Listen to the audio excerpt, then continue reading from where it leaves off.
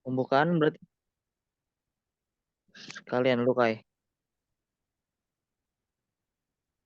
Selamat siang, Mbak Diana, serta teman-teman semua. Hari ini kelompok kami akan mempresentasikan hasil makalah yang telah kami buat dengan judul Analisis PT KAI. PT KAI merupakan BUMN yang memiliki produk utama, yakni layanan transportasi umum dengan kereta api. Layanan yang disediakan PT KAI ini mencakup angkutan penumpang, barang, dan pengusahaan aset. PT KAI ini juga memiliki beberapa anak perusahaan seperti KAI Servis, KAI Bandara, KAI Komuter, KAI Wisata, KAI Logistik, dan KAI Properti.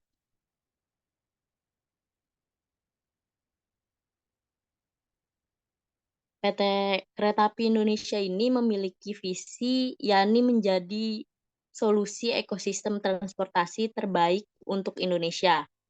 Adapun misinya yakni pertama untuk menyediakan sistem transportasi yang aman, efisien, berbasis digital, dan berkembang pesat untuk memenuhi kebutuhan pelanggan. Yang kedua, untuk mengembangkan solusi transportasi massal yang terintegrasi melalui investasi dalam sumber daya manusia, infrastruktur, dan teknologi. Yang ketiga, untuk memajukan pembangunan nasional melalui kemitraan dengan para pemangku kepentingan termasuk memprakarsai dan melaksanakan pengembangan infrastruktur ya penting terkait transportasi. Kemudian logo KAI ini terinspirasi dari bentuk rel kereta yang digambarkan dengan garis menyambung ke atas pada huruf A. KAI diharapkan terus maju dan menjadi solusi ekosistem transportasi terbaik yang terintegrasi, terpercaya, bersinergi, dan kelak dapat menghubungkan Indonesia dari Sabang sampai Merauke. Kemudian warnanya perpaduan antara warna biru tua yang menunjang stabilitas, profesionalisme, amanah, dan kepercayaan diri. Kemudian ditambah dengan aksen warna oranye yang menunjukkan antusiasme, kreativitas, tekad, kesuksesan, dan kebahagiaan.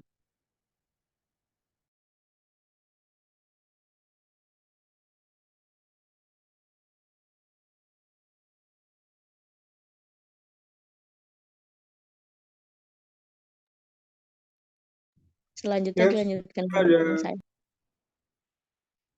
identifikasi kepentingan stakeholder, yaitu proses mengenali dan memahami pihak-pihak yang memiliki kepentingan atau dapat dipengaruhi oleh kegiatan atau keputusan suatu organisasi. Yang pertama itu ada pegawai PT KAI memiliki kepentingan khusus dalam mencapai kesejahteraan dan pengembangan karir. Keberhasilan operasional perusahaan dapat berdampak pada keamanan kerja dan stabilitas pekerjaan mereka. Oleh karena itu, kekuatan yang dimiliki pegawai terletak pada keterampilan dan dedikasi mereka, yang dapat meningkatkan efisiensi dan kualitas layanan. Selanjutnya ada komunitas, para anggota komunitas, volunteer, atau aktivis menginginkan keberlanjutan dan kesejahteraan wilayah sekitar stasiun dan jalur kereta api. Kekuatan mereka terletak pada kemampuan untuk membentuk opini publik dan mempengaruhi kebijakan lingkungan. Selanjutnya ada konsumen. Konsumen PT KAI memiliki kepentingan spesifik dalam mendapatkan pelayanan transportasi yang adil dan nyaman. Kekuatan mereka terletak pada permintaan yang konsisten dan potensi untuk memberikan umpan balik yang signifikan. Selanjutnya ada media. Media memiliki kepentingan spesifik dalam menyampaikan informasi yang akurat dan memberikan liputan positif terkait dengan PT KAI. Kekuatan mereka terletak pada pengaruh mereka dalam membentuk opini publik. Tujuan media mencakup penyampaian berita yang transparan dan berimbang. Selanjutnya ada investor. Para investor dan memiliki kepentingan spesifik dalam mencapai return on investment yang baik dan pertumbuhan nilai perusahaan. Kekuatan mereka terletak pada sumber daya finansial yang mereka sumbangkan. Selanjutnya, regulator memiliki kepentingan khusus dalam menjaga kepatuhan perusahaan terhadap regulasi dan kontribusinya dalam membangun infrastruktur transportasi. Kekuatan mereka terletak pada kemampuan untuk membentuk kebijakan sektor transportasi. Yang terakhir ada masyarakat global. Masyarakat global memiliki kepentingan spesifik dalam kontribusi positif PT KAI terhadap mobilitas global dan keberlanjutan. Kekuatan mereka terletak pada dampak positif yang dapat dihasilkan oleh perusahaan di tingkat internasional.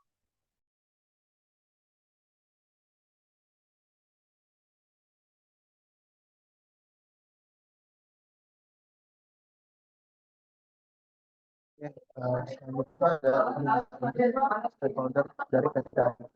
Di dalamnya stakeholder PT KAI yang pertama adalah masyarakat. Masyarakat ialah pengguna jasa angkutan kereta api.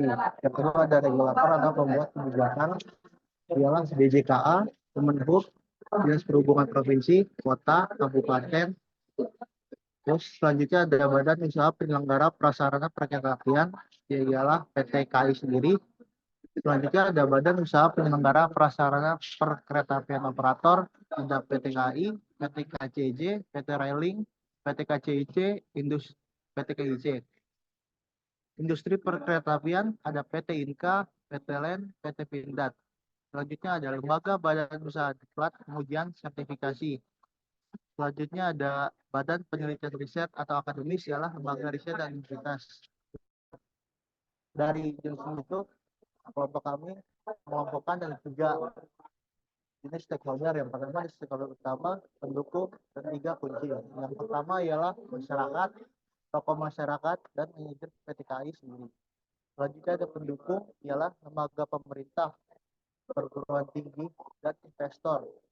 Selanjutnya stakeholder kunci ialah pembuat kebijakan regulator, yaitu DJKA, Kemenhub, Dinas Perhubungan Provinsi atau Kota, Negara atau Kabupaten, dan PT KAI sendiri.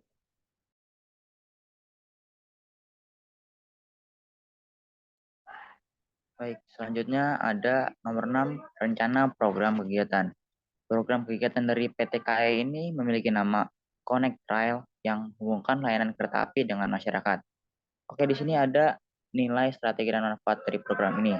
Untuk nilai dari program ini yaitu untuk meningkatkan keterlibatan masyarakat dan pemahaman terhadap layanan kereta.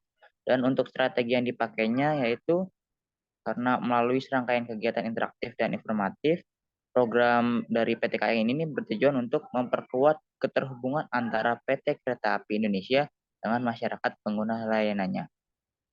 Lalu untuk manfaat dari program ini sendiri, yang pertama ada peningkatan kesadaran masyarakat terhadap layanan kereta api, yang kedua meningkatkan kepuasan pelanggan, lalu yang terakhir meningkatkan keterlibatan masyarakat dalam pemantauan dan umpan balik layanan. Lalu untuk target yang dituju, yang pertama ada penumpang kereta api yang aktif, komunitas di sekitar stasiun, dan masyarakat berpotensi menjadi pengguna layanan kereta api. Untuk jenis kegiatan program Connect Rail ini, yaitu workshop pemahaman layanan dengan mengadakan workshop terbuka untuk memberikan pemahaman yang lebih dalam terhadap layanan, fasilitas, dan peraturan kereta api. Lalu ada diskusi terbuka dengan manajemen kereta api, dan yang terakhir ada tur stasiun dan jalur kereta api dengan mengundang masyarakat untuk tur langsung ke stasiun kereta api itu sendiri. Untuk tujuannya, yang pertama, meningkatkan kesadaran masyarakat tentang pemahaman yang lebih baik tentang kereta api. Lalu, meningkatkan keterlibatan masyarakat dalam memberikan masukan, saran, dan umpan balik terkait layanan kereta api. Lalu, membangun hubungan positif antara PT KAI Indonesia dengan masyarakat pengguna layanannya. Lalu untuk bentuk komunikasi yang dipakai bisa menggunakan media sosial, website resmi, dan surat pemberitahuan yang ditaruh di stasiun PT KAI. Baik, selanjutnya akan dijelaskan oleh rekan saya.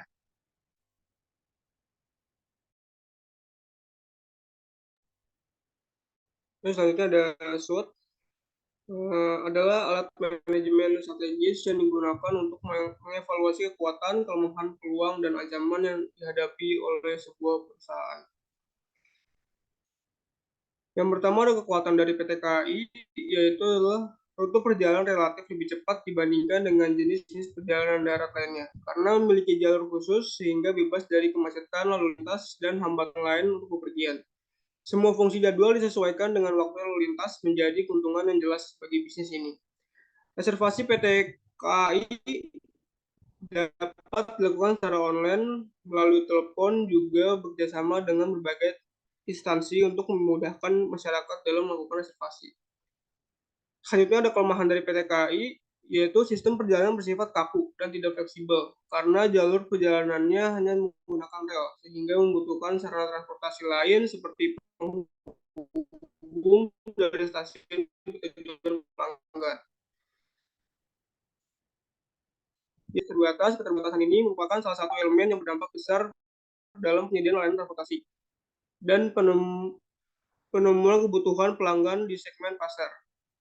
Ada ketidakseimbangan antara permintaan dan penjualan karena pilihan terbatas. Selanjutnya ada minimnya sosialisasi tentang kemudahan pemesanan tiket kereta api, sehingga terjadi pelanggan yang memesan di setiap stasiun keberangkatan. Kelemahan dari sistem informasi perusahaan ini adalah masih banyak keterbatasan mengenai pengaturan kedatangan dan pemberhentian di setiap stasiun, yang masih banyak bergantung pada pengaturan informasi manual di setiap stasiun. Selanjutnya ada peluang dari PT KAI. PT Inka sebagai pemasok tunggal PT KAI merupakan peluang jika dilihat dari segi keuangan dan efisiensi biaya operasional dalam penyediaan sarana dan prasarana PT KAI. PT KAI sebagai perusahaan jasa perjalanan massal dan murah memiliki peluang yang besar untuk menarik pelanggan, karena dengan harga yang murah, pelanggan dapat dengan cepat menempuh jarak yang cukup jauh untuk berbagai keperluan. PT KAI adalah perusahaan milik negara, jadi tidak bertujuan mencari keuntungan sebanyak perusahaan swasta, karena negara pendukung perusahaan negara. Yang keempat, ada ancaman untuk PT KAI. Dalam beberapa tahun terakhir, pemasok kebutuhan lokal dan infrastruktur harus didatangkan dari negara lain, yang dapat menjadi ancaman bagi perusahaan ini di masa depan. Layanan pelanggan yang kurang optimal merupakan ancaman tersendiri, jadi tidak terus-menerus dibenahi. Ada pembahasan tentang masuknya pasar perusahaan kereta api swasta juga harus dilihat sebagai ancaman. Terakhir ada subsidi pemerintah yang terbatas untuk PT KAI membuat BUMN ini merugi dengan kereta ekonomi, padahal kelas ekonomi yang paling banyak menyerap talent pelanggan.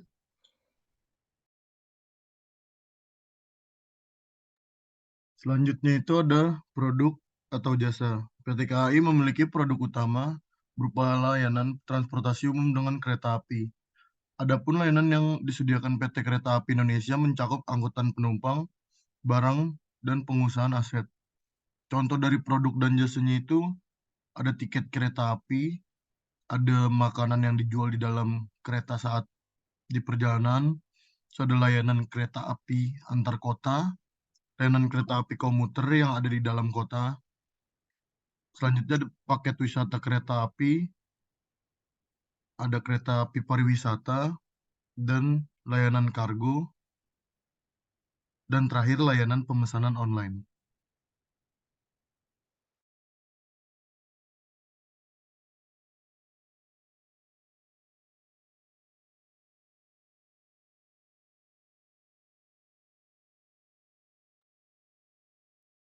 Sekian dari kelompok kami. Terima kasih.